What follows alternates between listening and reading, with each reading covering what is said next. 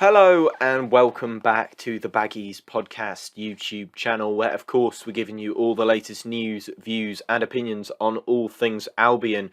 We're back again today to give you a little bit of a match reaction, things we've learnt from West Bromwich Albion 0, Nottingham Forest 4.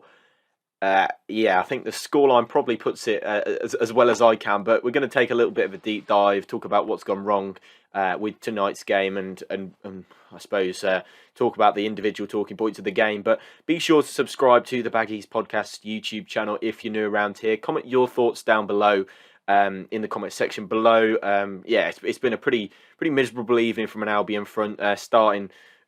It all started at about 8 o'clock, and it certainly doesn't seem to be getting any better. But be sure to subscribe, drop your comments down below, and we'll dive into West Bromwich Albion 0, Nottingham Forest 4. You're watching the Baggies Podcast YouTube channel. For match previews, match day vlogs, match reactions, and more, make sure to subscribe to the Baggies Podcast YouTube channel. Now, as we know on this channel, I try not to be too doom and gloom. I try and spin as many positives as I possibly can, essentially. And I'm not sure I can find one. I really don't. I really don't at all. There were so many negatives, to be honest. We'll start, I suppose, with probably what proved to be one of the... Well, I think there's a couple of turning points, but the first one of these turning points in the game, which was Darnell Furlong's red card. I've seen a lot of people saying it wasn't a red card. I think it was 2 yellows, but I've seen a lot of people saying it wasn't that. I don't think it was. The first one is a blatant yellow. He hasn't made any attempt to play the ball as Zinkernagel runs past him, and he's just body checked him. Essentially, he's gone in with the shoulder and just knocked him off his feet because he knows that he's running in behind. And that's the one that gets me. I think annoyed with Furlong more than the second one, really, because I feel like I do feel like Zinkernagle's running into another couple of players. I think it's O'Shea over there who's coming in as well. I'm not sure who else is there, as probably Bartley or somebody like that is there as well. And I just feel like he doesn't have to make that challenge. I think that challenge that's the silly thing for me. The second one, I also think is a yellow. He's on the floor. He's made a good tackle to get the ball away from the box, and he's done well to clear the ball away in that manner. But he's then gone, and and obviously he's stayed on the floor, and he can't get back up in time to cover the shot, and he's obviously put an arm out. That's the one I kind of get, because you want to keep the ball at the back of the net. You're a defender. That's your job, and you don't know that O'Shea's behind you, which he was really, and he's tried to get whatever he can in front of the ball to prevent it from going in the goal, and I can kind of understand that. He'd have got a yellow for that any day of the week, and. It just happened to be that the fact that he'd done that 2 minutes earlier, which is for me is the most stupid one to bring a player down like that. There's so many of those lazy challenges, I think, going around in this team at the moment. So many of them where sticking a foot out seems to be the easiest thing to do. Sticking a leg out to bring somebody down just seems to be the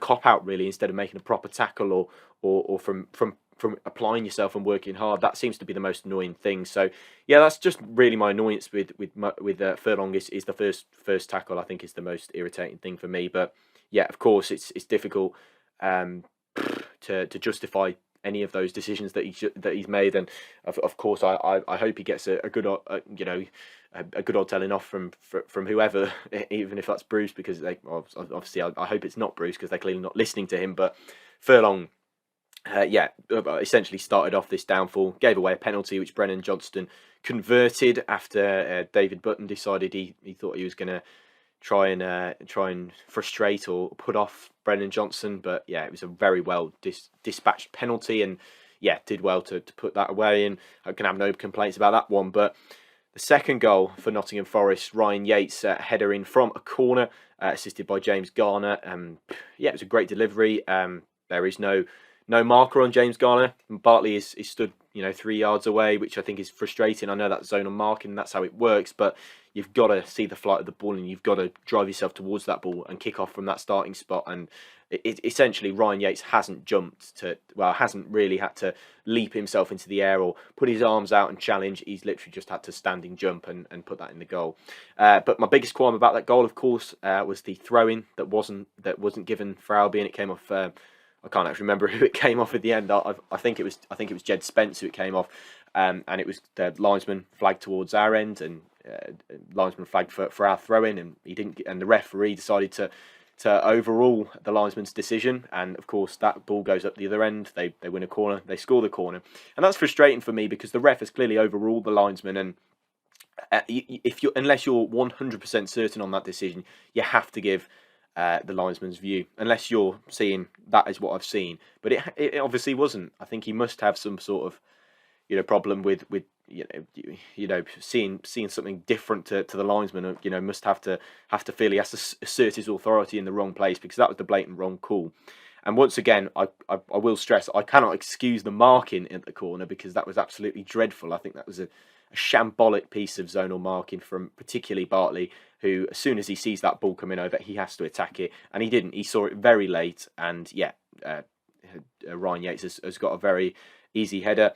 I'll move on to the next talking point that I had. I'm sort of running through the list of events in the game, and I appreciate I've talked for 5 or 6 minutes already, so bear with me. But Taylor Gardner-Hickman coming on for Karlan Grant after 29 minutes. Well, I think that was frustrating for me to see Karlan Grant coming off and mouthing off at Steve, behind Steve Bruce's back, not to his face, let's remember that, calling him, I won't say words like that because I like to keep myself as family friendly as I can, but yeah, a couple of expletive towards Steve Bruce as he sort of went to the bench, and I just think that shows the complete lack of respect for Bruce. I don't think Grant, I think it's harsh on Grant to be taken off at that stage, because although I'm really not a fan of him and haven't been all season, it's only 30 minutes into the game, but it's unlucky on Grant really to say, you've got to come off because we've got to fill that right hand side because Furlong's been sent off. It's just unlucky. It happens in football, but to just call your manager that, to come off the pitch and show a bit of stick to your manager like that when you've shown not very much of that fight on the pitch, I think is pretty frustrating. That was interesting to see if Bruce watches that back, how he'll take that. But that was a frustrating part. Gardner-Hickman then came on 10 minutes later. I think he could have been sent off. I do think he could have been sent off. What seemed to me as obviously O'Shea had made a trip challenge and halted a counter attack. That was a foul, and I can't remember. I think he got booked for it. I can't remember if it was him or Gardner-Hickman that got booked for whatever they did in that situation. But ball goes over to Gardner-Hickman on the right hand side. He just boots it into the crowd.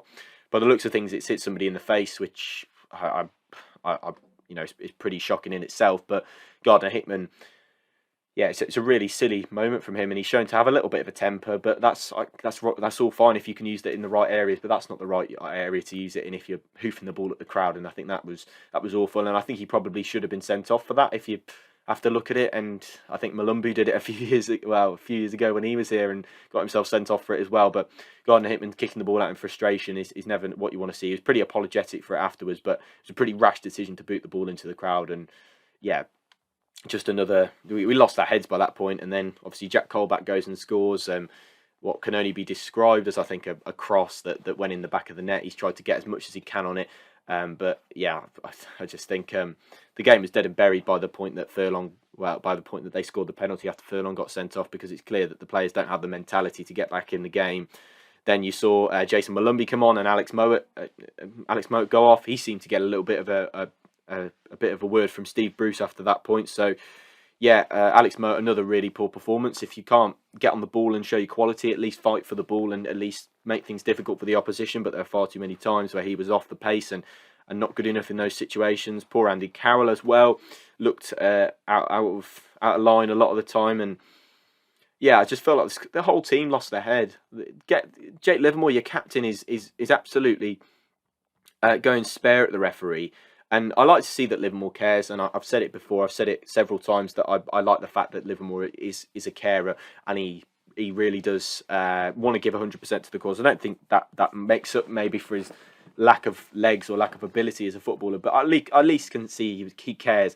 But the fact that he's the captain and he's got to keep his head in those moments. There was one time where he absolutely stormed towards the referee, and I just thought, you're going to get yourself sent off here. How he's managed to sort of end up without a yellow in that game is quite. I'm quite perplexed at that. But Livermore, lost his head in that moment, and does that surprise you really, with the sort of silly challenges that he's made earlier in the season? Got himself sent off twice now, but it's just it's just this team just completely lost its head from that moment that I think the throne wasn't given that their way. But that doesn't excuse some of the things that's come in between. Even if you I know that you can't really help the Colback goal. It's a bit of a fluke, or even if you did mean that, it's a speculative effort, to be honest. But an awful night really for Albion, and they lost their heads from that point. And I think we all knew the game was gone. But I think by the moment the penalty was dispatched, it's clear that the squad don't have the mentality. And we saw earlier on today quite a few teams dropping points on Easter Monday, and we could have gone within 2 points of a playoff place if we'd have won tonight. And are we really surprised that we haven't? Although things didn't go our way in the match, there's no excuse for those massive periods of play where these significant events aren't happening for them to get back in the game. And that's for me where the overhaul has to take place, and that's why it has to take place. And Steve Bruce, I think, has to be included in that now. I think his team selection was just random again. Again, it's just reach in that midfield role. He admitted himself that was a bit of a mistake to play him there. That's not where he belongs. He belongs on that left-hand side where he played so well against Blackpool. I understand that he has to shuffle the pack, and I understand that has to happen, but it's just not on. I think that he's made mistakes, and he's made them again, really. And I just think I know he has to shuffle the pack, and I know he has to rotate, because it's clear this squad can't maintain 2 games in a week because their consistency goes up and down. But yeah, I think Bartley coming back in was an odd choice. I thought O'Shea did really well in that role. I think Ajayi's done well since Steve Bruce came in. And then I think Reach did really well in that left wing back role. And how Gardner Hickman can't get a game in this team is beyond me as well. So yeah, it's just a really frustrating night. That's playoffs. I've always already thought that playoffs have gone, but if they aren't now, then they just have to be honest. Yes, it's been a terrible evening for Albion. 4 goals conceded on the road at Nottingham Forest. That's my match reaction. Those are some things that we learned from the game, and I think the biggest thing that we need to learn is that a rebuild is desperately needed. In large doses this summer. But that does bring me to the end of this match reaction video. I hope you've enjoyed sharing the pain with me. Make sure you comment down your thoughts on the game below. Subscribe if you're new, and we'll see you in the next one. Goodbye.